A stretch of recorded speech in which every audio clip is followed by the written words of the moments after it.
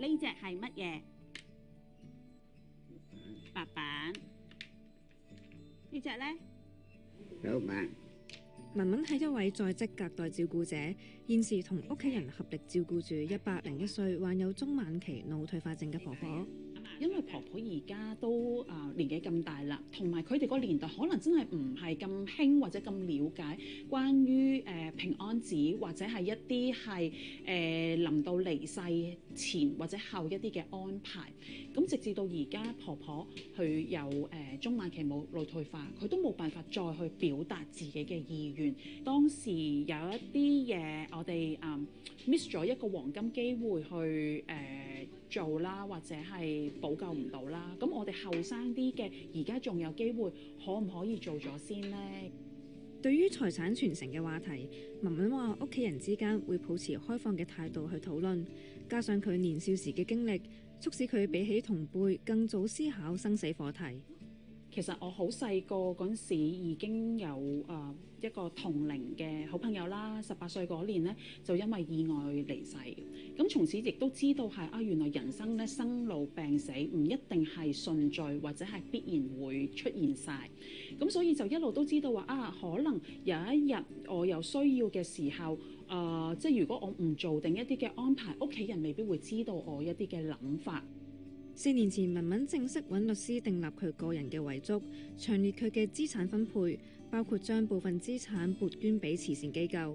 佢又將捐贈器官、成為無言老師同埋告別禮安排等等嘅遺願，用紙筆記錄落嚟，連同遺囑擺埋一齊，並預先告知家人同埋遺囑執行人。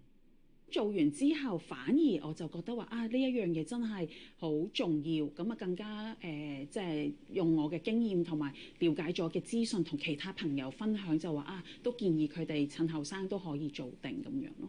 Anytime 其實越快越好嘅，真係冇人知道下一秒呢個世界會發生咩事。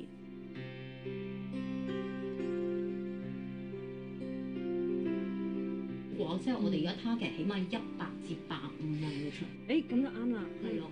再係咪上次我哋傾緊話呢個7月我哋搞嗰個資訊日咧，嗰度可以坐到超過100人喎。黎律師4年前成立社企，透過定期舉辦講座同資訊日，推動遺產捐贈。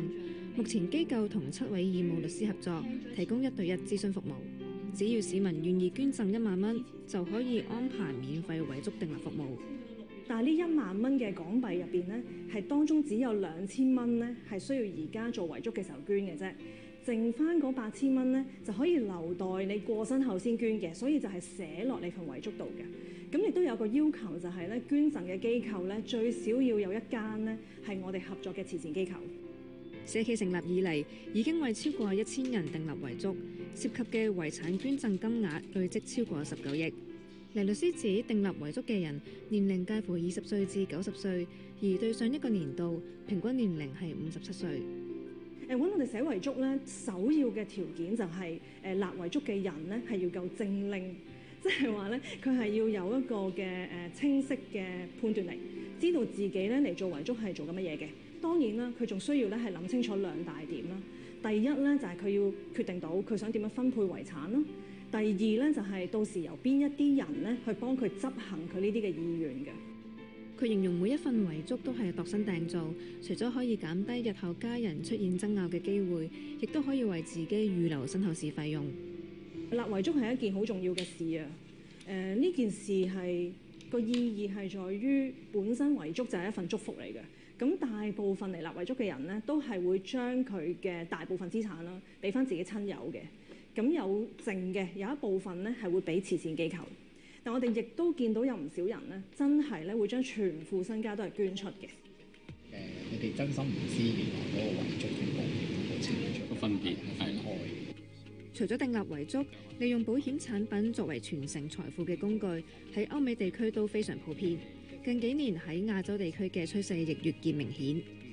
其實呢啲保險傳承產品呢，佢哋嘅門檻並唔係咁高嘅。以一個可能40歲嘅客為例啦，咁總保費可能係10萬蚊，咁都已經換到100萬嘅保額嘅。當保單持有人不幸身故，受益人就會得到一筆身故賠償金，而保險傳承產品嘅身故賠償金發放方式亦相對靈活。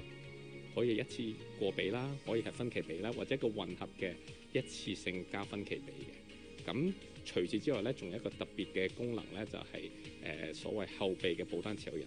除咗你可以揀呢個身故賠償金俾傳承俾下一代咧，你亦都可以傳承嗰張保單俾下一代嘅，可以確保嗰個保單咧繼續延續，嗰個財富繼續滾存。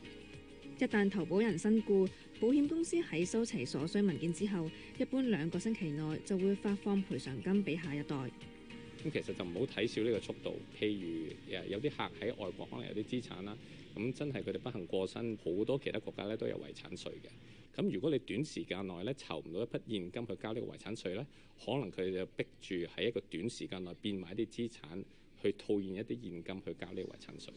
咁而所以保險呢個賠償快嘅速度咧，其實好可以幫助到佢哋喺短時間內籌集到啲資金作為應急。香港嘅保險傳承產品屬於分紅類保險產品，即係由保險公司嘅投資團隊為客戶選擇最適合嘅投資組合，例如固定收益產品、股票、私募基金等。Jeffrey 所屬嘅銀行今年首季保險傳承產品保單銷售數量就按年增加超過2倍。一般香港人可能喺財富傳承咧會有2種唔同諗法啦，一種就可能係一般以為係要立遺囑先做到啦，咁第二就係可能覺得呢啲係有錢人嘅先至需要考慮，其實就唔係嘅，就唔同客戶唔同家庭嘅財務狀況啊等等咧，都係有傳承嘅需要嘅。咁從準備角度咧，就當然準備得越早越好啦，利用複式效應咧。